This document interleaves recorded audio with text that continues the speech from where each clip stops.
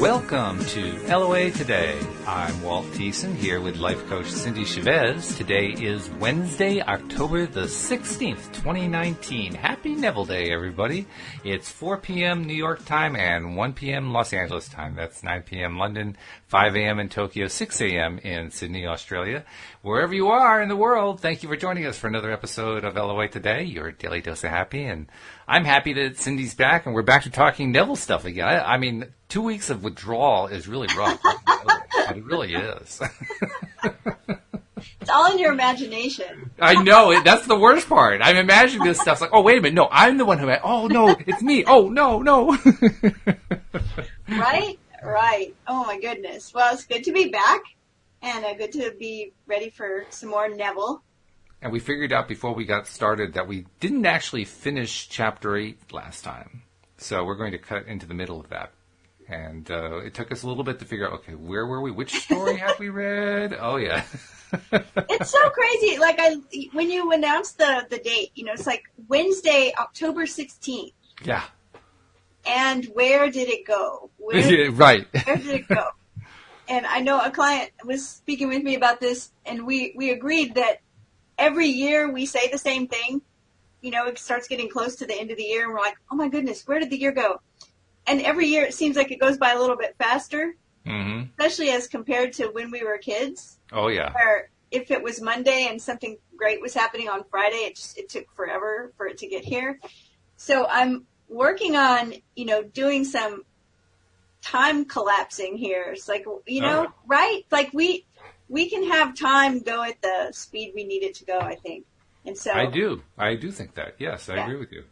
I think Neville would agree with that, right? Oh, yes. I'm sure he would. And once again, it's a skill that you have to learn. You have to learn to basically get a grip, get a hold of yourself. There's a really fantastic book that you may have read. It's called The Big Leap by Gay Hendricks. And in that book, mostly what he talks about is, now I can't think of the word that we use, upper limits. Right? Like when we're younger, we decide what we think is normal. Yes, right. And like, for instance, if you were raised in a family that made a certain amount of money, then that might seem okay, and maybe a little more than that's okay, but sometimes we get too far past that, and we have an upper limit. So he talks about that in most of the book, but in part of the book he talks about kind of like time manipulation. And one of the things that he talks about is not rushing. Yes. Like never hurrying. And he was talking about how different incidents where it would be really easy to hurry, like you're late for work and you're, and how when he remembers not to, that everything works out. Like, it's like he's had times where he should have been late and wasn't late and can't figure out why, but he just decided. And so I remember putting that into practice for a little while, years ago when I first read it. And I'm thinking about that lately. It's like, I'm going to remember that again. It's like, so we have all the time we need, because those are the two excuses that you hear the most. I don't have enough time. I don't have enough money. Yes, that's true. Right? It also occurs to me, too, that probably, now I can't say I can definitively draw these 2 points together, but they seem to go together in my mind. Probably when we are stressed out by stuff, or when we allow stuff to stress ourselves out, that's probably when we lose track, when right. the rush happens.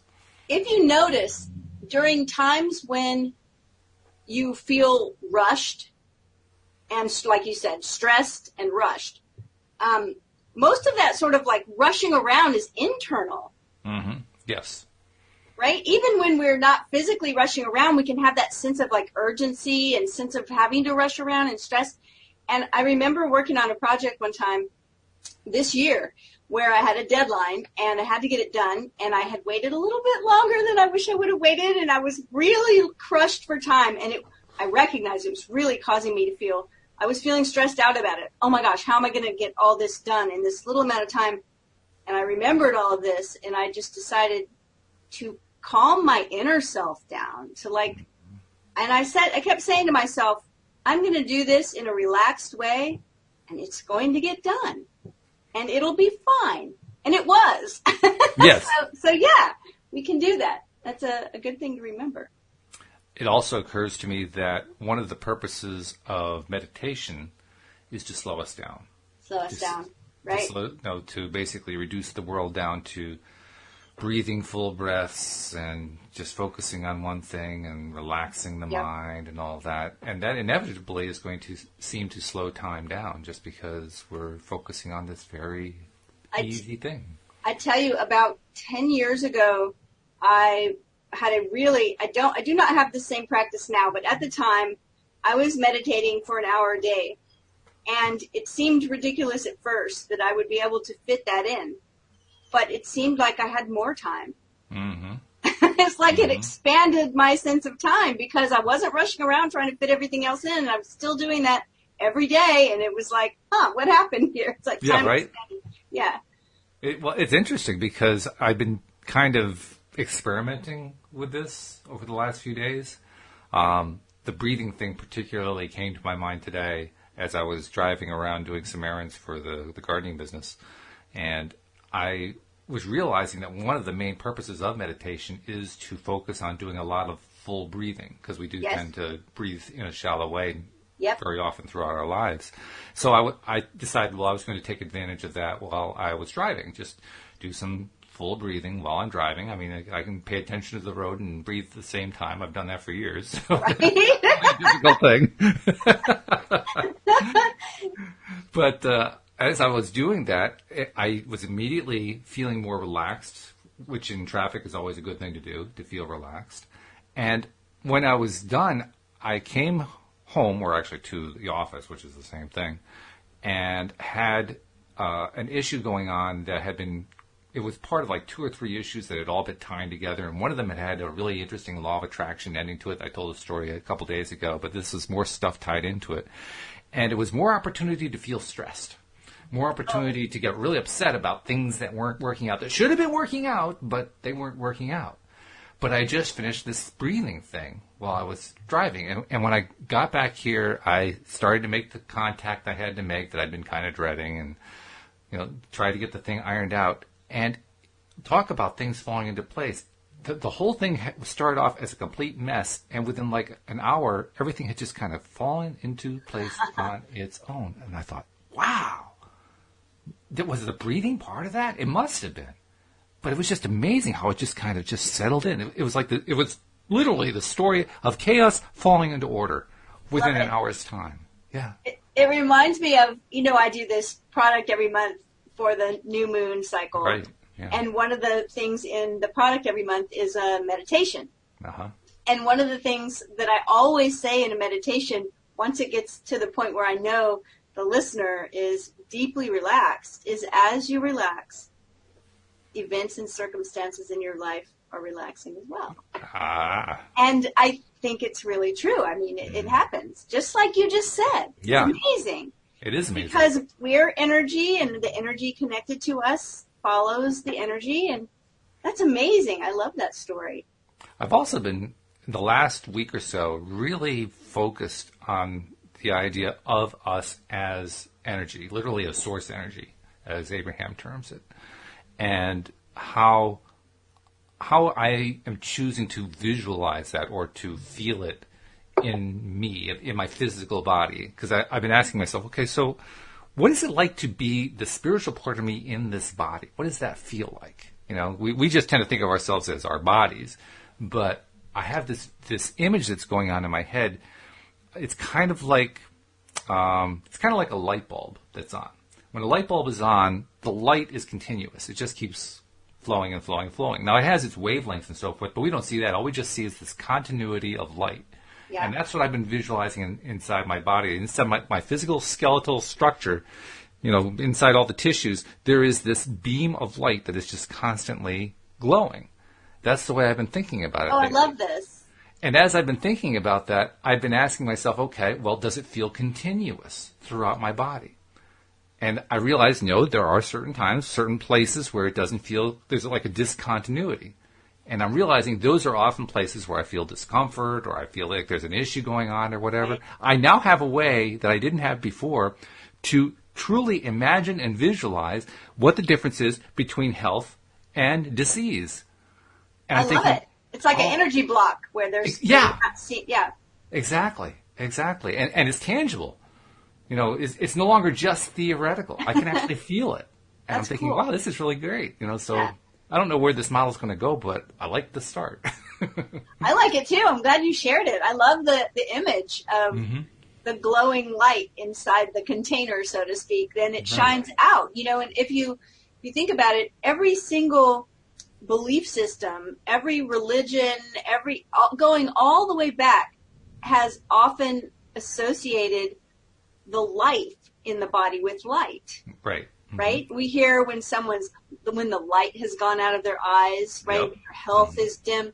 It's always been seen that way across all different, places and belief systems. And I love that idea because, like you said, it gives you something that's almost tangible. Like you can feel it in your body. You can scan your body and recognize where there may be leaks or blocks.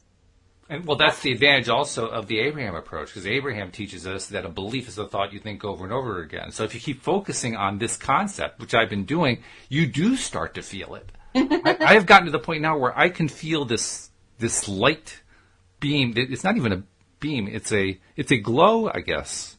It's a continuity. That's the best word I have. It's a continuity inside me, and I can feel it now. And I'm thinking, whoa, this is great. I'm actually creating this image. Next week, I'm probably going to have to show up with sunglasses on. Yes, we're glowing brightly here. Well, do we have announcements before we dive into Neville? We do indeed, and we want to make sure we touch on those before we do our Neville. So the announcements are very simple. They come down to one thing. Are you subscribing to the podcast? Because if you're not, we want to encourage you to do exactly that. And it's so simple these days because we're on virtually every platform that's out there that does podcasting. So whether you are an iPhone user and use the podcast software that's built in there, or Google Play, Google Podcasts actually, or on an Android phone, or any of the other platforms, Pandora, Spotify, you name it, we're on all of them. And if you can't find us on the one that you're using, well, just go to loatoday.net's website homepage, and you will find us right at the top with a little bit of a link there that says, here's where you subscribe. Just click here, and it'll walk you right through the process. And then also feel free to watch us on YouTube. You can subscribe to us on YouTube by doing a search for LOA Today podcast videos. Click the subscribe button and then click the little bell so you can be notified. And now you can see us as we're doing these because we live stream to YouTube while we are recording these shows. And it kind of adds a nice element. Plus, we also get our live streamers. Right now, we got Jeffrey and Nasha tuned in. And Jeffrey's saying, "Ooh, I would tune in for a meditation guided by Cindy." Actually, you have Jeffrey because we had Cindy do a couple meditations, but we'll have to do that again sometime. We did that one time, yeah. But please do subscribe to the podcast and check us out on YouTube as well, so you can see us. And if you are so inclined, we are doing the shows now at the same time every day, Monday through Friday, 4 p.m. New York time. If that's a time frame that's available for you, drop in and join us and interact with us like Jeffrey and Nasha and others do, because we love to have that interaction. So those are our announcements for the day. Excellent. Yes, we did do a meditation one time, and I remember that one of the people that was on live with us in the meditation, in the chat afterwards, said, I'm not sure if I fell asleep or what happened, but all of a sudden it was over, and I could, and it always brings a smile to my face because we were talking about editing earlier. Right. Editing and audio, and when I record the meditations, when I'm editing them, which I love the process, I think I'm pretty good at it, so it's something that's fun for me is to do the editing. Sure. But occasionally, I will be like, "Oops," because I'm listening, and all of a sudden I'm so relaxed. I was like, "Uh-oh," it's like I have to go back, start over. So yeah, that's kind of funny.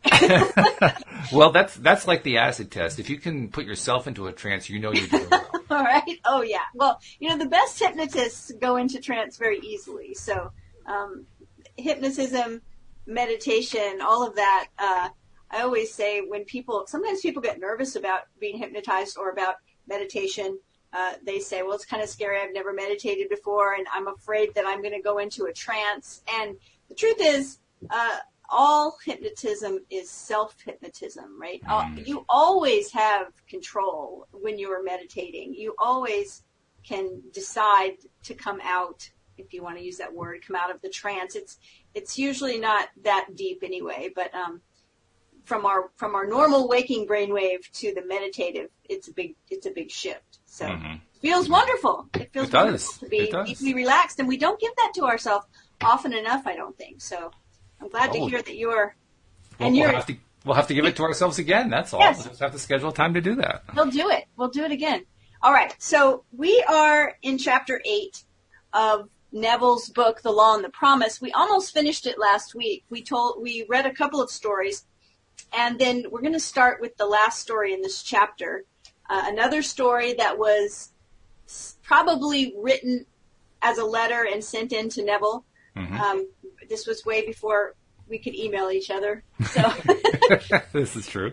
But he says, the following story proves that it's possible for an individual to transfer the center of imagining to some greater or lesser degree to a distant area, and not only do so without moving physically, but to be visible to others who are present at that point in space-time.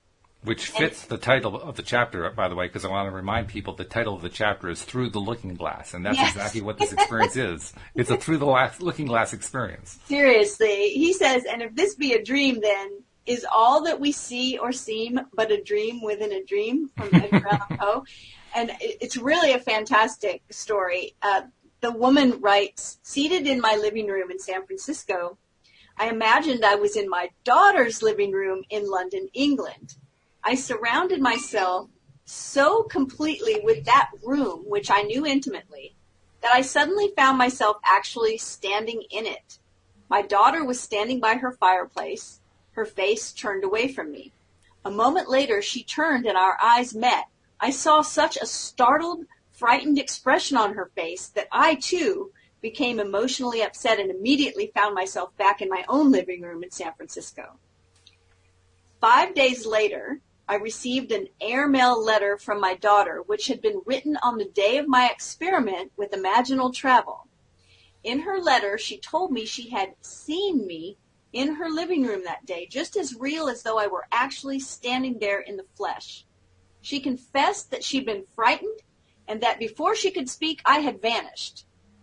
The time of this visitation, as she gave it in her letter, was exactly the time I had begun the imaginative action, allowing, of course, for the difference in time between the 2 points. She explained that she told her husband of this amazing experience, and he insisted that she write to me immediately, as he stated, your mother must have died or is dying. But I wasn't dead or dying, but very much alive and very excited by this marvelous experience. Truly marvelous. That's quite a great story, because you don't often hear the story where both sides are told. Because there's the recipient side and there's the person experiencing it side. I mean, both of them telling the same story. That's such a good point, because I could hear someone saying, boy, it was just like I was there. Right. But this is like her side and then the daughter writing, and it cracked me up that the husband, I mean, how many people, I might even have that, that response. That your mother must be dying? Lived on the other side of the world suddenly appeared in my living room and then vanished. I might say, oh my gosh, I hope they're not dying. There are a lot of people who have that kind of story, so it kind of makes sense that you draw that conclusion. Yeah, that's true. But it goes to prove that these kinds of visitations don't necessarily have to be death-related. They can be related to just things like experimenting with this thing or just, having it happen.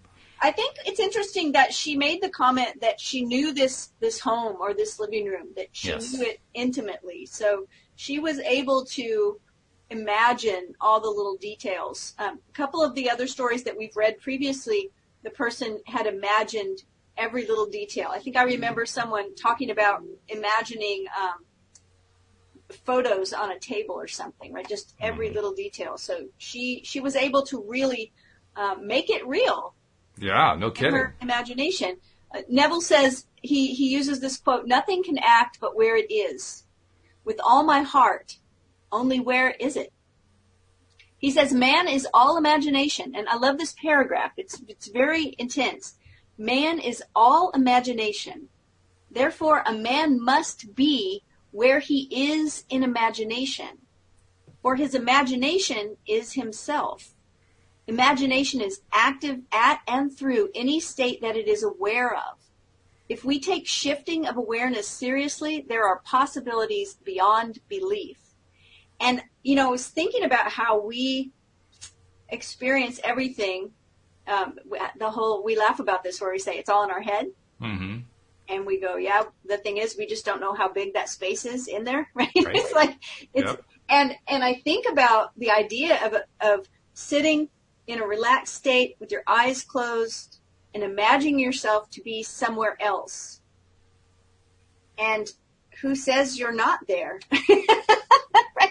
I mean, we have a story right here of someone being seen in the other place. And I think that's amazing. Like, I think it's all in our head. We're imagining it. So someone could potentially, and I've actually, Neville has told this story before, where he was in a meditative state. He was imagining himself somewhere, and someone told him that they saw him. Mm-hmm. Right? Like, oh, I saw you in town, in town the other day or whatever. So this is a really fun thing to play with, right? It is. Well, it also, you asked the question, who's to say that you weren't actually there? And the immediate answer that came to me was, well, you're the one who, because that's what we normally do. We normally say, oh, no, I just imagined that. I wasn't really there. So we're the ones who actually prevent it from happening more often than not. Right, because we're saying, no, I'm here in my office sitting in this chair. Exactly. I think what happened here is she found a way to kind of let go of that second part and just not be concerned with, well, I can't be over in London, England. I've got to be here in San Francisco because I know that's where I am. She let go of that for some reason that she doesn't state in the story, but somehow she let go of that. Well, I think that when we allow imagination to be full, that's what happens. In the same way that when we have a dream, we often are, most of us have woken up from at least one dream where we thought it seemed so real. Mm-hmm. True. That we had to look around like, wow, that was so real. Am I here or was I there? Or what happened? I think it's the same kind of thing. It's all going on in that same part of our mind. You're probably right, because if it's real enough to us, that's going to be enough to let go. And what you're describing is a very high level of, wow, this is real. Yeah. So Neville says the senses join man in forced and unholy wedlock to what, were he imaginatively awake, he would put asunder. And that's what you're saying right now. Yes, right. That is no, I was in San Francisco. We need not feed on sense data. Shift the focus of awareness and see what happens. However little we move mentally, we should perceive the world under a slightly changed aspect. Awareness is usually moved about in space by movement of the physical organism, but it need not be so restricted. It can be moved by a change in what we are aware of. Man is manifesting the power of imagination whose limits he cannot define. To realize that the real self, imagination, is not something enclosed within the spatial boundary of the body is most important. The foregoing, now, I heard somebody say something recently, and I want to try to get it right the way they said it, but they were saying that we always think of, like you were talking about, that part of you that's not your physical part. Right. And they made a comment that we always think of our spirit as being in our body, but actually it's the other way around. Our body is in our spirit. Mm.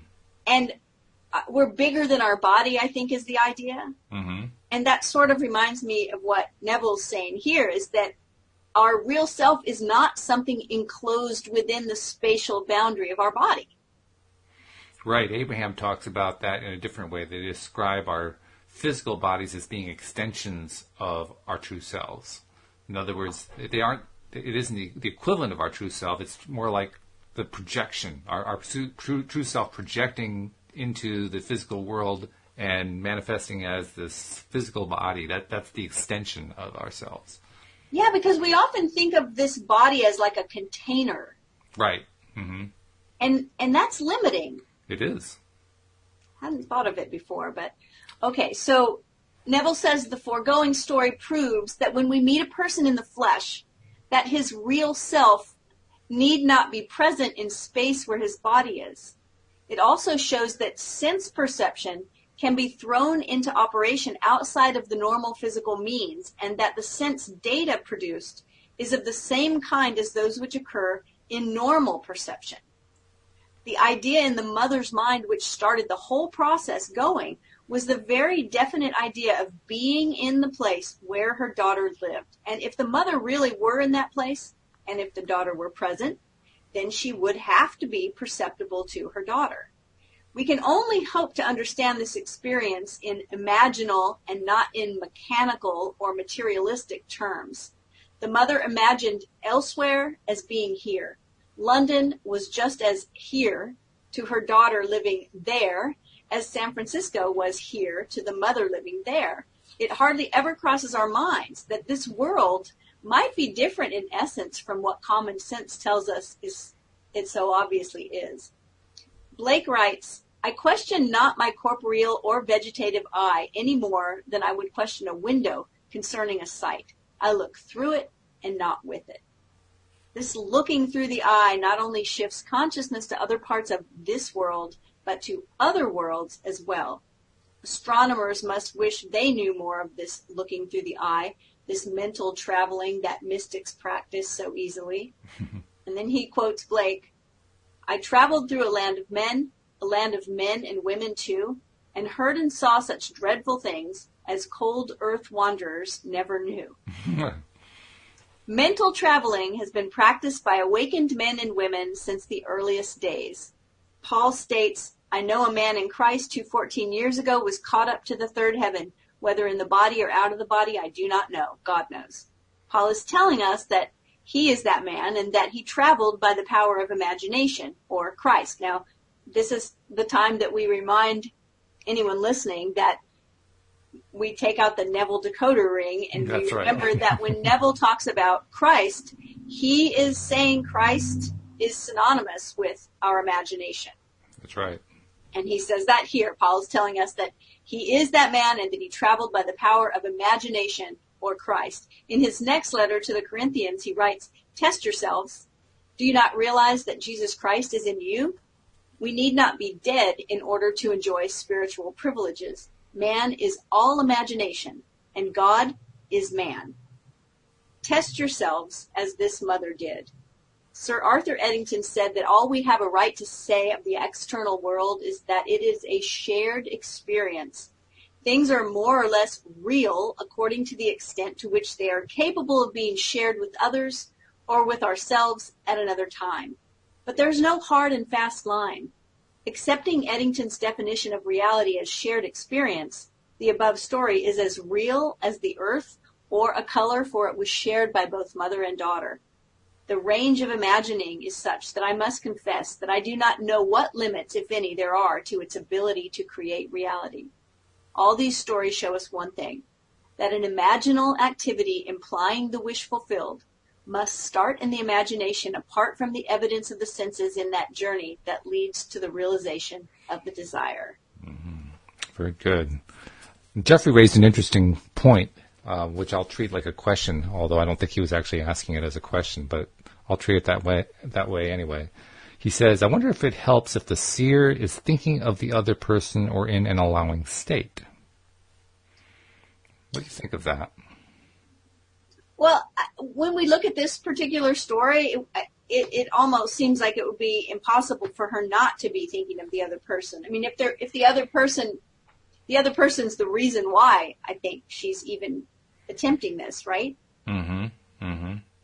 Yeah, and they didn't really specify. The story doesn't actually say why, the storyteller sitting in or standing next to her mantle in her San Francisco living room was suddenly thinking about her daughter in London. It doesn't give a why. It just says, I did this. That's it. Right. And I think that at least she would be thinking of her daughter in the sense that it was her daughter's home. There's that connection. Mm-hmm. Mm-hmm. Yeah. But I think it's a good point to think about because of the connectivity between us all. Right? And it raises an important question. What is an allowing state? I mean, in this context, an allowing state is literally a state of allowing yourself to believe that you're not in San Francisco. Well, I think the cool thing is that she even used herself the word experiment. Mm-hmm. like my little experiment. Yeah. And so to me, when we do an experiment, we have a sense of openness about the outcome usually. There's a curiosity there. And in the truest sense of doing an experiment, we're not going to make an assumption about the outcome. So there's a lot of non-resistance happening, I think, looking at her experience. I agree with you. Yeah, in fact, the use of the word experiment in that second paragraph of the story kind of illustrates, while she didn't state up front why she was focusing on her daughter's living room in London, she kind of states after the fact that it was an experiment. Like, this is something to just try, just to see what would happen. You know, not even whether something would happen, but what would she experience as she was doing it? I think that's probably what was going through her mind. Like, if I try to imagine myself in my daughter's living room in London, what is that imagination like? I suspect that was the extent of the experiment, and it kind of went further than she had in mind. Well, I think also that we've talked about this before, about deciding that we're going to do this kind of exercise for the sole purpose of enjoying the exercise. Mm-hmm. Sure. Right? Like, I'm going to sit here and I'm going to remember eating the best chocolate cake I've ever eaten. And it tasted so amazing. And I'm thinking about it and I'm just enjoying it. My mouth's watering because I'm remembering how delicious it was. And there's a difference between doing that because I think I'm going to manifest some chocolate cake floating into the house. Mm-hmm. Or I'm just doing it because it's such a good memory and it tasted so good. Yep. And that's the part, that goes back to that whole, you can't make it happen. You can let it happen. But if you try to let it happen to make it happen, it won't happen. So it's a conundrum, right? It's like we have to get to that place where we can enjoy the imaginal space for the sake of enjoying the imaginal space. That's when things start to happen. Why? Because we're not attached to the outcome at that point. Mm-hmm. Well, we're not only not attached to the outcome, we're not attached to the event happening in a particular way because we don't feel like we have to intervene and pre-plan and make it happen. There's just no an making experiment. It yeah. Just an experiment. And I love that she used that word. I think it's fantastic. So very descriptive. We can go on to the next chapter. Yeah. And it's not a long chapter anyway, so I think it'll work out very nicely in terms of the timing. The next chapter's title is Enter Into. And of course, immediately I think of entering into an imaginal state. But let's see what Neville says. He starts off with a quote from Blake. He says, if the spectator would enter into these images in his imagination, approaching them on the fiery chariot of his contemplative thought, if he could, make a friend and companion of one of these images of wonder, which always entreats him to leave mortal things as he must know, then would he arise from his grave, then would he meet the Lord in the air, and then he would be happy. So Neville says, imagination, it seems, will do nothing that we wish until we enter into the... Do you hear those sirens going Yes, on? oh yeah, that's very... Imagination, it seems, will do nothing that we wish until we enter into the image of the wish fulfilled. Now, this is really interesting because we've heard over and over, and we've quoted Neville over and over saying, assume the feeling of the wish fulfilled. Right. Assume the feeling of the wish fulfilled. But right now he's saying, enter into the image of the wish fulfilled. Yeah. Kind of a different take. Right? Same concept, by the way. Same concept. Yeah. Well, it's interesting because at the beginning of the show today, you were talking about imagine your skeletal system, but imagine your container, imagine this glow like a light bulb. Right. Mm-hmm. And that it was a visual thing that you could do, but that you could feel it. Yes. So I see he's talking about enter into the image, right parallel with his assume the feeling. Yeah, I think the key word there is enter. Yeah. I think because we can certainly imagine kind of along the lines of his ladder analogy. We can imagine the picture of ourselves climbing the ladder, or we can imagine actually climbing the ladder. Right. Same thing here. We can kind of imagine this image as being like away from us, separate from us, or we can imagine ourselves in the image, and that's a different experience. Exactly. All right. He says, does not this entering into the image of the wish fulfilled resemble Blake's void outside of existence, which, if entered into, englobes itself and becomes a womb? Is this not the true interpretation of the mythical story of Adam and Eve? I love that word, englobes. Englobes. Add that to the dictionary. Right. If I try to type that, Word's going to ask me if I want to correct it. That's right. Man and his emanation are not man's dreams of fancy, his emanation, his Eve in whom he plants himself in all her nerves, just as a husbandman his mold, and she becomes his dwelling place and garden fruitful 70-fold. He's quoting William Blake from The Mental Traveler. If you hear this, I love this line, are not man's dreams of fancy his emanation? Right? Like, we just read a story about a woman who imagined herself somewhere and was seen in that place. Yep. And not only was she seen there, but she saw the person who was seeing her. That was the best part. And I think an emanation, right? Mm-hmm. I mean, it's a perfect word for this. Neville says the secret of creation is the secret of imagining. Mm-hmm. First, desiring, and then assuming the feeling of the wish fulfilled until the dream of fancy, the void outside existence, is entered and englobes itself and becomes a womb, a dwelling place and garden fruitful 70-fold. Note well that Blake urges us to enter into these images. This entering into the image makes it englobe itself and become a womb. I think of those snow globes. Yes. Yeah, like a little world. They're like a little world of their own, right? Right. And when things shake up in there, they stay in there. It's like a womb. It's like its own little place. He says man, by entering a state, impregnates it and causes it to create what the union implies. Blake tells us that these images are shadowy to those who dwell not in them, mere possibilities.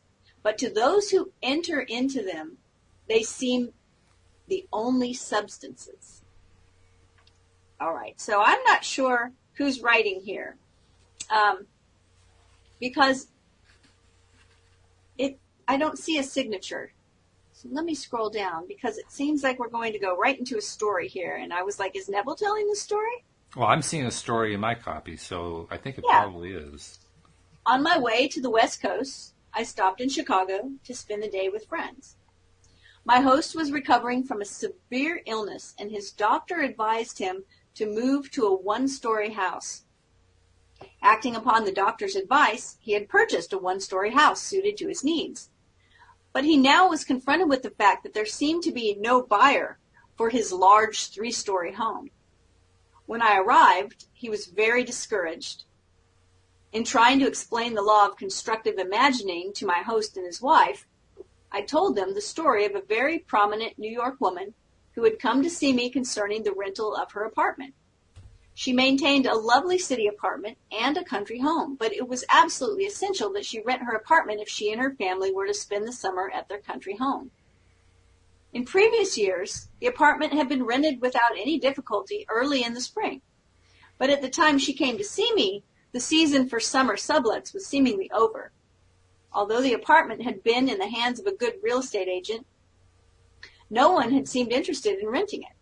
I told her what to do in her imagination. She did it, and in less than 24 hours her apartment was rented. I explained how she, by the constructive use of her imagination, had rented her apartment. At my suggestion, before she went to sleep that night in her apartment in the city, she imagined she was lying in her bed in her country home.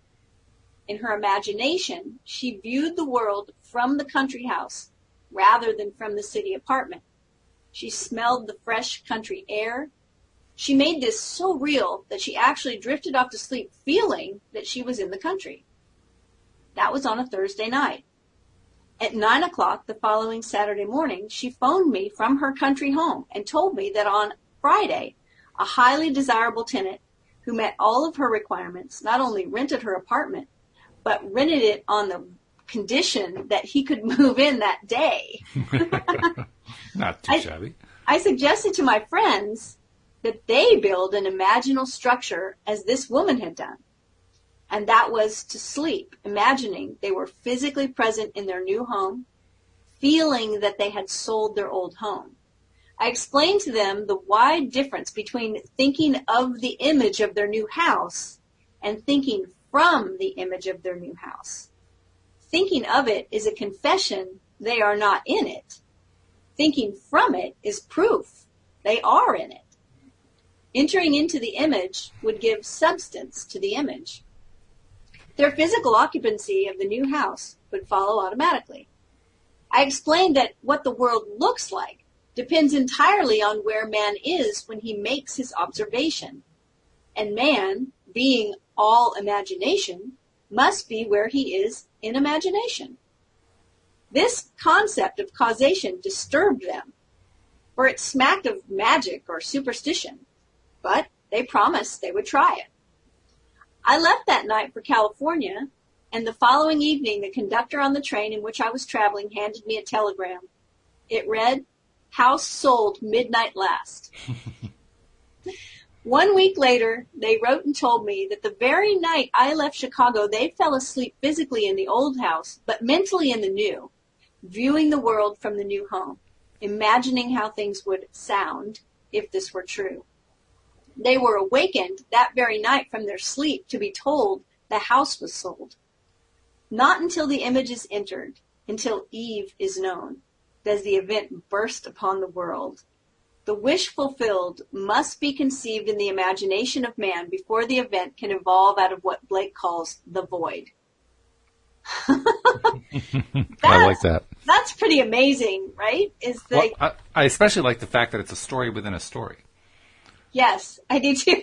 You know what I mean? Because he's telling the story about how there was a story he told, and that the story that he told was going to influence the people in the story that he's telling. And once again, and we've seen this several times, we've heard a lot of these stories where the person, was a follower of Neville and attended his lectures and was completely convinced that all of this would work. But we've also heard stories where people were like, I didn't think this would work at all, right? And right. Here's this person, they thought it was superstition. They thought it sounded like magic. Mm-hmm. He said it disturbed them greatly. Yep. But they said they would try it. So that's amazing. So I don't know that, that faith and belief in the method is always as important as we sometimes make it out to be. Well, you know what I think happens? I do believe that faith and belief do play an important role in it.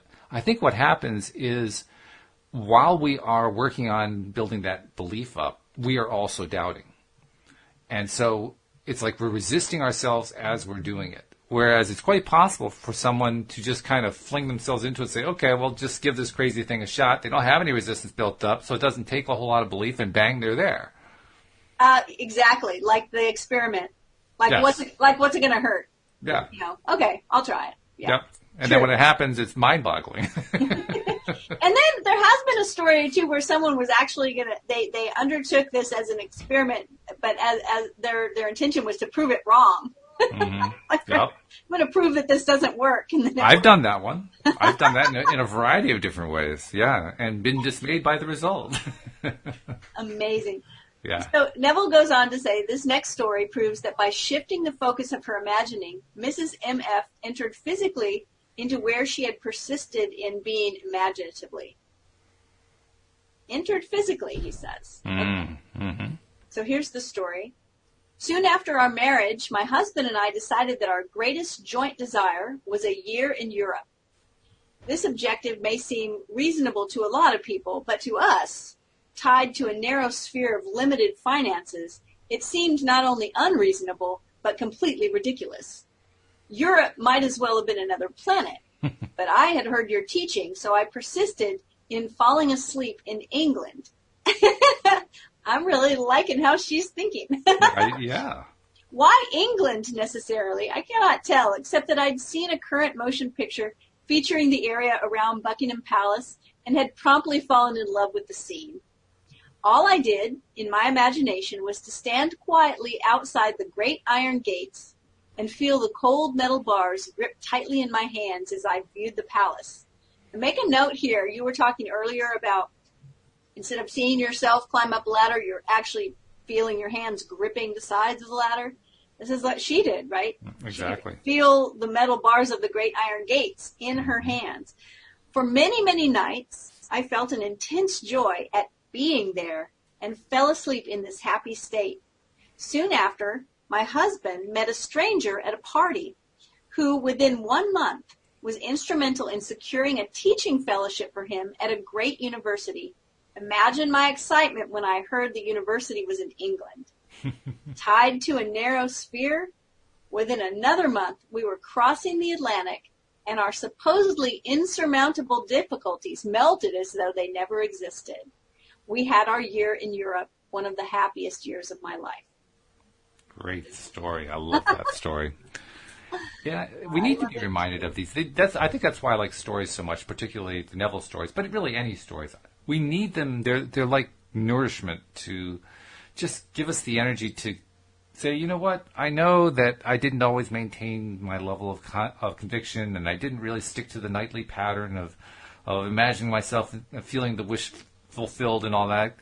You know, I know I didn't do it right, but I just get tired sometimes. I get so tired, and it doesn't feel like it's going to work. You know, when you hear a story, it just kind of washes that away and reminds you, yeah, this really does work. It does. You know, it's kind of a nourishment. It's a refueling to hear. Definitely, it's inspiring. Yeah.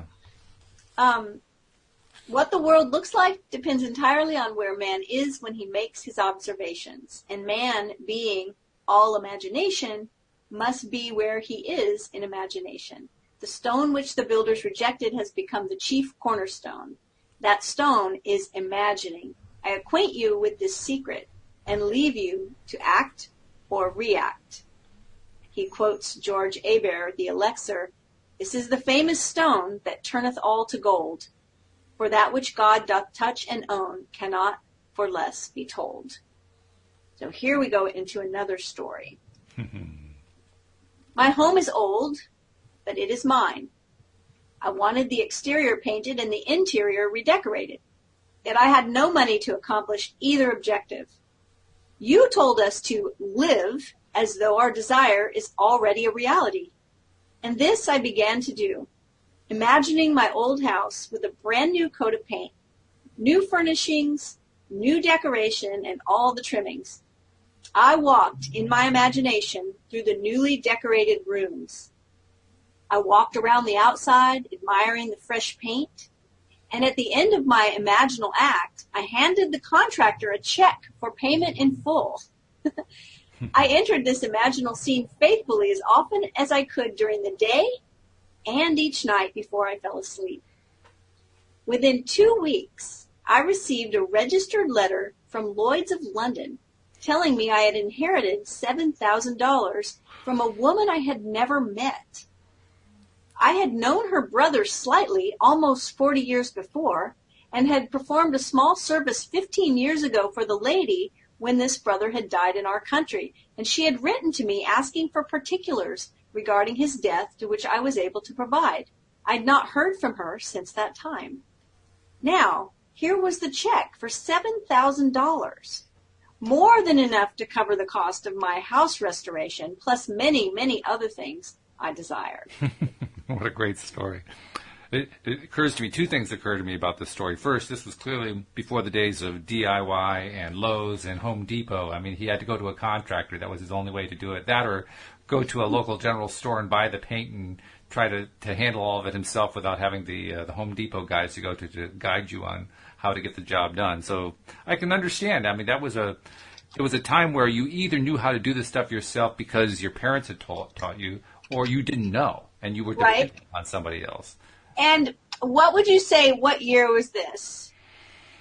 I'm going to guess somewhere in the 1950s. I don't know. So I think this is really interesting. It was $7,000, right? Oh, you're going to do a conversion? Yeah, $7,000. That's a lot of money today. That's probably... You know what it would be today? If you bought an item in 1955 for $7,000. I'm going to guess around $20,000? $67,000. $67,000. Oh. So if we retell that story, like she 2 weeks later, she receives a check out of the blue for $67,000. That's a piece of change, yeah. That should get us inspired, right? Go buy the Home Depot for that. I love it. Neville says, he who does not imagine in stronger and better lineaments and in stronger and better light than his perishing and mortal eye can see does not imagine at all. That's quoting from Blake. Unless the individual imagines himself, someone else, or somewhere else, the present conditions and circumstances of his life will continue in being and his problems recur, for all events renew themselves from his constant images. By him they were made, by him they continue in being, and by him they can cease to be. The secret of causation is in the assembled imagery. But a word of warning, the assemblage must have meaning. It must imply something, or it will not form the creative activity, the word. That's an interesting thought. Let's talk about that for a minute. Yeah, there's a few concepts there. But go ahead, you first. What did you have in mind? Just that the assemblage must have meaning. Mm-hmm. And I think that, sometimes, there are many, many law of attraction failures. Mm-hmm. I'm not calling them the people failures. I mean, right. The experiments failures, right? Yes. It's like, I tried this, it didn't work. We hear this all the time. We hear people say, it doesn't work. I tried this, it doesn't work. And I think about sometimes when people say they have a desire, but if you really dig in, you find out that that's not really a desire. Mm-hmm. It's the thing they think they should be desiring. Yes. Because someone else thinks they should desire it, or because it's the cool thing to desire, or someone else, it's like thinking that you should be a famous artist because all your life people told you were good at art and you don't really have a desire to be, that kind of thing, right? It's like there's a lot of facets to what can be going on. And I think sometimes people try to consciously create something that doesn't have a lot of meaning for them. I think there's a classic example of that almost everybody can identify with, and that's trying to attract money. Mm-hmm. Because money is not something that most of us have a strong feeling about. It's just a means of buying things. That's all it is. If money was just money and it couldn't be spent, nobody would be trying to attract it. Right. Right? It's like, it's the famous life coach question when someone says they want to attract money, or they want I want to be a millionaire, or I want to make $100,000 this year. Those are real popular figures. Sure. $1 million, or they want to make six figures. And there's nothing wrong with having $1 million or making six figures. But why do you want that? Mm-hmm. What will having that give you? And, for some people, it may give them the ability to travel or the sense of security. Other people, it may just be that they want to feel powerful. Mm-hmm. And that in our world, money affords some kind of power. Mm-hmm. So knowing what you want it for, I think that is the key to digging into that place where suddenly it has meaning for you. Knowing it and imagining it, too, because I find that often happens. I'll be working on, okay, so what do I want to have this money for? And I'll come up with, I want to be able to pay off the bills, and I want to do some traveling, and I want to do all this. But I don't actually put myself into the trip to England, Right. Yeah. Well, I had such a clear experience of understanding this years ago when I was actually just beginning my training as a coach. So it's been this December this November, next month, will be 10 years. And I remember at the time I volunteered to be the client. And it was a silly kind of silly exercise. It was like, okay, we're going to talk about personal development, right? Who wants to be the client? I said, I will. So the coach trainer asked me, okay, so tell me something that you want to learn. And I said, I want to learn how to speak French. And it was a true statement, I thought, right? I had bought a language lesson course, but I found myself not really doing it, right? It's like I purchased it, I had this desire, but I wasn't doing it. And she said, I said, well, I purchased this course, and it cost me money and everything, but I just find myself, when I go to do it, haven't gotten it done. Mm-hmm. So she's asking me these questions and asking me another question. And then she said, well, tell me what would you be able to do if you could speak French? And I said, well, my son has been speaking French for 7 years and he speaks it fluently. And I think it would really be fun to be able to, speak to him when he's speaking French. And, we dug a little bit more. And really the desire was a connection with my son, a deeper connection with my son. Mm-hmm. Had nothing to do with speaking French. Yeah. And I still remember to this day, like I felt like my face was just burning up, like when she said that, because I have 2 sons. We're very close, all of us. But I recognized that was a time in his life when he was spending more time away. I mean, he was growing up, right? So he was... And that's what it really was, is that I had this deep desire to maintain the connection I have with my son. And he was in a direction where he spoke French probably more than he spoke English. And that's what it really was. See, suddenly that had a lot of meaning to me. Yeah. Where learning to speak that language, it didn't really have any meaning. What happens, Not I like think, that. is we end up in a place where the moment we come up with something that's important to us, we immediately, within a split second, kick over to the means to getting there. Yes. We don't spend any time in there. It's all on the means. How is it going to happen? Right, exactly. And so this is a really great key for the end of this chapter, and that is to dig around a little bit. If you need to, talk to a coach or talk to a friend, but get down in deeper than just I want X, right? And figure out why you want it. Figure out what it would give you. And then put yourself into that imagination. Enter into that imaginal space where the thing has meaning for you. And in the last couple minutes that we have, going back to the first story that we told about the woman who imagined herself in her daughter's living room in London, England. I'm not sure if it was London, but in England. And the question that Jeffrey's raising is maybe they were sharing the same emotional state and therefore allowed for it to happen. That's an interesting question. Do they both have to be sharing the same emotional state? What do you think? I don't know if they have to, but I definitely know, like I said before, people are connected. Mm-hmm. And, I mean, think about the times when you think of someone and then they call you or, I know I'm so guilty of this still. I try to do better and I am doing better, but I'll have someone on my mind and I'll recognize all of a sudden, oh, I've had this person on my mind for like 4 or 5 days, but I've done nothing about it, right? And so I'll send them a message. And very often it's either they've had me on their mind too, or something's going on that I can help with, right? And it's like, yeah, so I think absolutely. Wouldn't that be interesting if the daughter had been thinking about the mother and wishing she could see her and then she appeared, Possibly so. I totally would think that would be. I think it actually does make sense because, like we talked about before, we often hear stories of people who astrally projected themselves. They projected themselves in another place. Right. We almost never hear the story about what it was like for the person who was at the other end of the journey, But that's what we heard in this case, and I think we did hear it because it wasn't included in the story, but I'll be willing to bet that the daughter was in a space at that moment in time of what Abraham would call vibrating to, wouldn't it be great to see her mother, or I wonder what my mother is doing, or something along the lines of what's going on with her mother. And the funniest part is they both freaked out. Yeah. Well, they weren't expecting it. It goes back to what we were just talking about. We're constantly caught up in means, and we don't allow ourselves to actually stay in the state very often of experiencing that which we really want.